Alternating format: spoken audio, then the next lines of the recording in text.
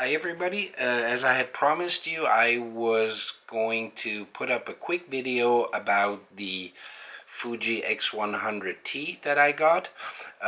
You may have seen my previous video on the camera. That was when it came out and I didn't have it yet. And I made a video that was quite controversial because what I said was that in comparison to the previous model, the improvements were very slight, and this has been confirmed, and I would like to still tell you why I got it. And I actually bought this camera because I like the concept, I like the look and feel of the camera, but I'm still convinced that it has a few flaws, and I think that they could have done better than this. So as far as the camera in itself is concerned, I made some notes here. It's a 16 megapixel CMOS sensor. It has a hybrid viewfinder. This is one of the major things of this camera. It has always been for this model. It has this hybrid viewfinder where you can basically, and you will only be able to see, maybe I can show you, but I doubt it with this camera. You have this switch in the front, and you can use it to switch from the normal. No, this is actually the LCD, and you see that there's this cover coming up in front, and if I turn this, and if I switch this, it becomes transparent, and that's the hybrid viewfinder. And if I switch this to the other position, it will go to the electronic viewfinder. In addition to that, if you have the hybrid viewfinder, you may be able to see this and go the other way with this selector switch. A little window appears in the, yeah, you may see it there. Sorry, this was the other way. Like this. There's a little window, and that's kind of a picture-in-picture thing. No, it doesn't appear anymore. Okay, however, it's a picture-in-picture thing where you can focus and get some details of the image, and that is one of the innovations that came with the T version of this camera. So, hybrid viewfinder, it has an improved back LCD. It has this Q button, and I think the S version already had it, but the original X100 did not have it. That's the Q button is to access some key functions here, and as a matter of fact, you can define it to the functions that you prefer. So you can go, keep it pressed, hold it, and then you can select the functions that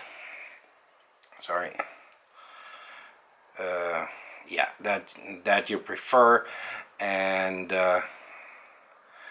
sorry, that was not, it's in the menu. So, however, that's quite a good thing because you can put in things that you use more than others. So you have, for example, your ISO settings, you have your picture settings, your JPEG settings, your self-timer settings. Whatever you most frequently want to access can be placed in this Q part. That's a good thing. Another improvement that they made with this camera was the AF became substantially faster. Still, it's not one of the fastest AF systems out there. For example, if I look at the Leica Q, this is very much faster. But still, it's a reasonably fast AF system. And one other thing, the startup time compared to the original model, and when I do direct comparisons here, I'm not comparing this to the S, but I'm comparing this to the original X100. So the startup time, if you want to look, is really quick now. If the camera has been off for a while, it may be a little bit slower, but it's still very quick. Some of the things they could not improve are the EVF Auto. So this function that tells the camera that you're holding the EVF to your eye and makes it switch to the electronic or hybrid viewfinder. is placed on the wrong side. And if I say the wrong side, I mean, if you hold the camera to your eye like this, your eye comes from the outer side of the camera. And they place the sensor on the inside of the camera.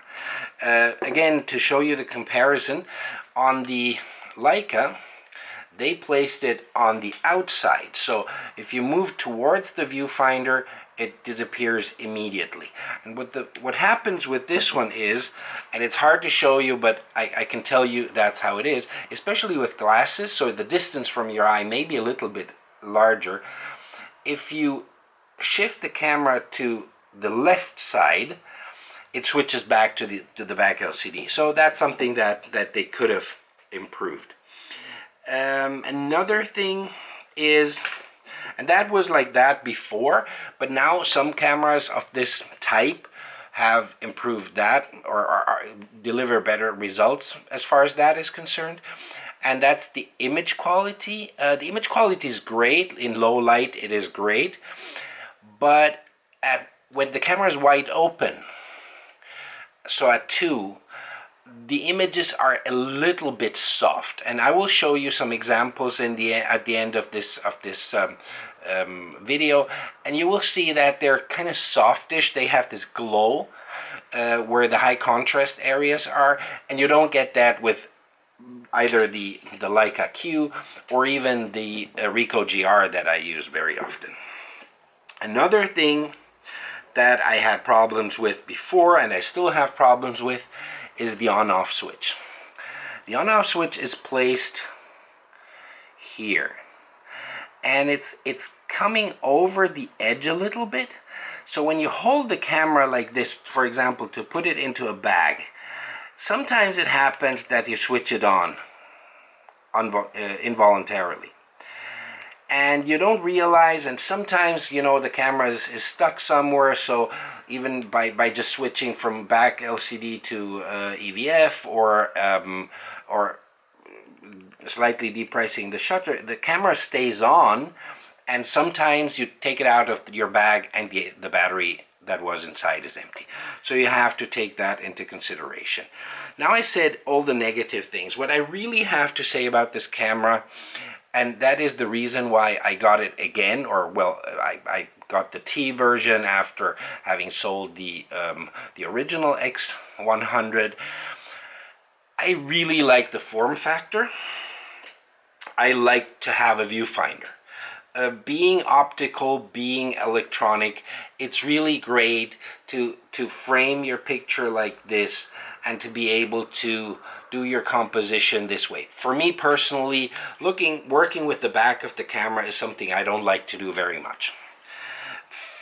Another thing that is very good about this camera, and that set this standard for this type of cameras, is the settings.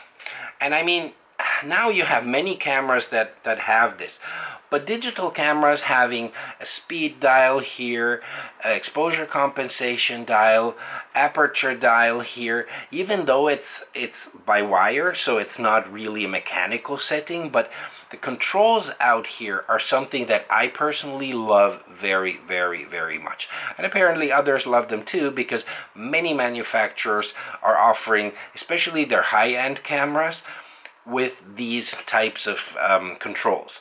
That probably means that once you have set up the basic things that you want to have in your camera, so like exposure setting, or I mean exposure measurement settings, and JPEG settings, and image quality settings, then everything else that you do in your everyday photography situations, you control with these dials. So you don't have to go into menus so often to change something in your standard photographic situations.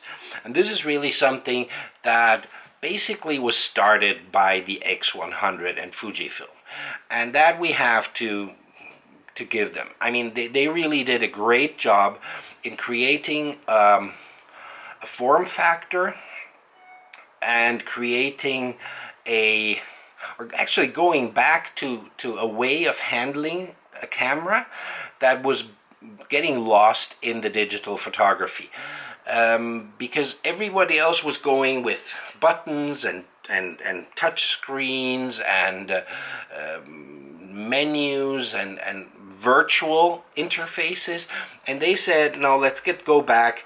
Maybe it was a marketing choice, but it worked. Let's go back to having your settings where they belong, so on the camera, close to your hands when you use the camera. So this is something that I appreciate very much. That's the reason why I got this last year.